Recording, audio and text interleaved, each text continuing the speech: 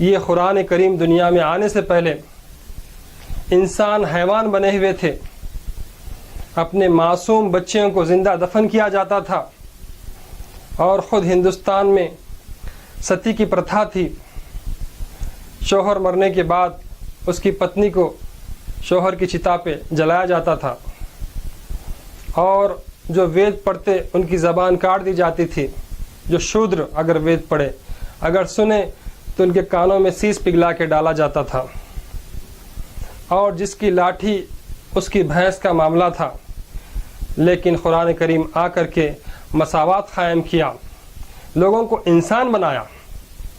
कुरान करीम लोगों को डिसिप्लिन सिखाता है, किस तरह रहना है, लोगों से किस तरह गुफ्तगू करना है, कैसा आदर करना है, कैसा सम्मान करना है, लोगों का कैसा गौरव करना है, ये कुरान करीम सिखाता है। और कुरान करीम ये प्रणववेद है। अगर हम हिंदू ग्रंथों को पढ़ेंगे, जो हिंदू धर्म ग्रंथ है, उन धर्म ग्रंथों में कुरान करीम का वर्णन भी आया है। क्योंकि ये कुरान करीम जिसमें 6666 आयात है, इसी बात को हिंदू धर्म ग्रंथों में इस प्रकार कहा गया है, संकल्प सिद्धम श्लोके षट् सहस्र शताधिकम सर्वशास्त्रार्थ तत्वानाम सारम श्रुति मनोहरम। यानी ये भविष्यवाणी दी गई है कि एक ऐसी धर्म ग्रंथ आने वाली है, संकल्प सिद्धम श्लोके षट् सहस्र शताधिकम, यानी जिसके अंदर 6600 से ज़्यादा श्लोक रहेंगे। और वो ऐसी धर्म ग्रंथ होगी जो सर्वशास्त्रार्थ तत्वानाम, जितने भी मजहबी किताबें हैं सबको अपने अंदर समो लिए होगी। सारम श्रुति मनोहरम, और उसका जो सार है, उसकी जो वाणी है, वो मनों को यानी दिलों को आकर्षक करने वाली होगी। और हम इतिहास में देखते हैं कि पैगंबर मोहम्मद सल्लल्लाहु अलैहि वसल्लम जब कुरान करीम पढ़ते तो जो मक्के के नॉन मुस्लिम्स रहते वो सब छुप के आके कुरान सुनते थे, क्योंकि वो अरबी जानते थे। तो उनके दिलों को आकर्षित करने वाली कुरान करीम थी। वो हालांकि फ़ैसला कर चुके कि हम इस कुरान को नहीं सुनेंगे, लेकिन ये फ़ैसले से वो मुकर गए, फिर छुप के आके कुरान सुनते थे। खैर, ये उसकी बड़ी तफसील है। तो बहरहाल इस तरह हिंदू धर्म ग्रंथों में ये भी बताया गया है कि इतिहासम पुराणम चंदाना नराशासी इंजीलम जबूरम तौरेतानि सर्वम ने सत्यहा तद कुरानम नामकम ग्रंथम सागच्छाति।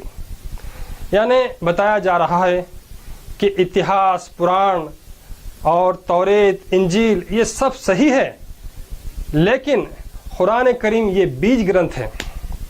यानी जिस तरह एक बीज में पूरा वृक्ष रहता है, इसी तरह कुरान करीम में पूरे धार्मिक ग्रंथ समा हुए हैं। सब धार्मिक ग्रंथ कुरान करीम में जमा हो गए। और एक बात ये भी आती है हमको कि ये लिखा हुआ है कि तारकम चैव ऋग्वेदो यजुर्वेदो ही दंडकम कुंडल्यम सामवेदम अर्धचंद्रो अधर्वेदनः बिंदुक्ष सूक्ष्मवेदो प्रणववेदो ही बीजकम। यानी ऋग्वेद को ख़याम में बताया गया है। जिस तरह नमाज में ख़याम की स्थिति रुकू और क़ायदा सजदा होता है, इसी तरह ऋग्वेद, सामवेद, यजुर्वेद और अथर्वेद को बताया गया है क़याम, रुकू, सजदा, क़ायदा। और ये प्रणववेद को वो बीज वेद कहा गया है, सबका सारांश कहा गया है। और 4 वेद है, जैसा कि आपने सुना, ऋग्वेद, सामवेद, यजुर्वेद, अथर्वेद। और 5वें वेद की आज हमारे हिंदू भाई प्रतीक्षा करते हैं, जिसका नाम है प्रणववेद बताया गया है। यानी हर वक्त पढ़ा जाने वाला प्रणववेद। अगर आप कुरान करीम को देखेंगे, कुरान जो है ये अरबी शब्द है, इक़रा से निकला, क़रा यानी हर वक्त पढ़ा जाने वाला। तो ये प्रणववेद जिसका इंतज़ार हमारे हिंदू भाई कर रहे हैं, वो हकीकत में कुरान करीम ही है। जिस तरह आम तौर पे हिंदू भाई ये कहते हैं कि 2 गीता है, एक भगवत गीता और एक शिव गीता, तीसरी गीता का इंतज़ार है, वो होगी ईश्वर गीता। तो वही ईश्वर गीता कुरान करीम है। जैसा कि तंज़ील मिन रब्बिल आलमीन कहा गया है, ये रब्बुल आलमीन की तरफ से नाजिल शुदा किताब है, यही ईश्वर गीता है, यही प्रणववेद है। और कुरान करीम के बारे में बाइबल में New Testament Revelation chapter number 5 verse number 1 में ये प्रोफेसी, ये भविष्यवाणी दी गई कि उसमें लिखा हुआ है कि then I saw him who sat on the throne in his right hand a scroll written inside and on the back and sealed with 7 seals. तो यहाँ पर कुरान करीम की ये बशारत दी जा रही है कि एक ऐसी किताब आने वाली है जो अंदर से और बाहर से लिखी हुई होगी और उसके ऊपर 7 मोहरे होंगे। वो कुरान करीम ही है जिसको जो हाफिज है वो अंदर से पढ़ते हैं और जो हाफिज नहीं है वो देखकर पढ़ते हैं बाहर से, और उसके ऊपर 7 मोहरे 7 सील्स, यानी सूरह फातिहा जो फर्स्ट चैप्टर है उसके अंदर 7 वर्सेस है, यानी 7 श्लोक है, इसी को सील कहा गया। और इसी कुरान करीम को पढ़ के लोग इंसान बन रहे हैं, न सिर्फ इंसान बल्कि बाखुदा इंसान बन रहे हैं। इसी कुरान को पढ़कर आज देखिए आप 1450 साल हो चुके हैं, लोग इसी कुरान को पढ़ के वली बन रहे हैं, गौस, अब्दाल, फनाफिर रसूल, फनाफिल्ला, यानी परमात्मा परमेश्वर अल्लाह से उनका संबंध हो रहा है इसी कुरान के ज़रिए से।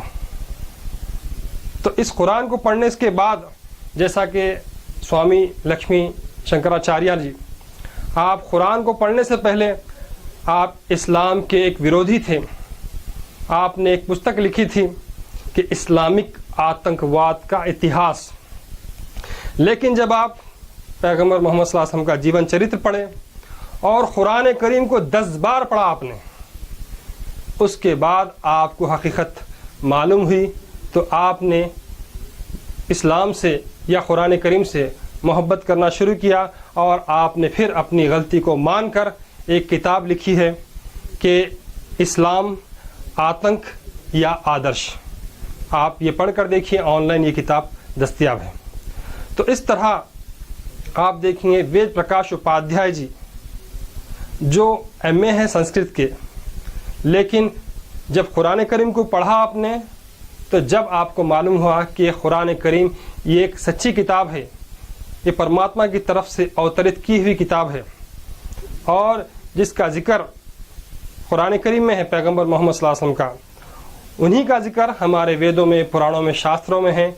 ये आप वेद प्रकाश उपाध्याय जी ने लिखा है और आपने 2 किताबें लिखी हैं कि नराशम्स अंतिम ऋषि और कल की अवतार मोहम्मद साहब। इस तरह आप उनके किताबें पढ़ सकते हैं।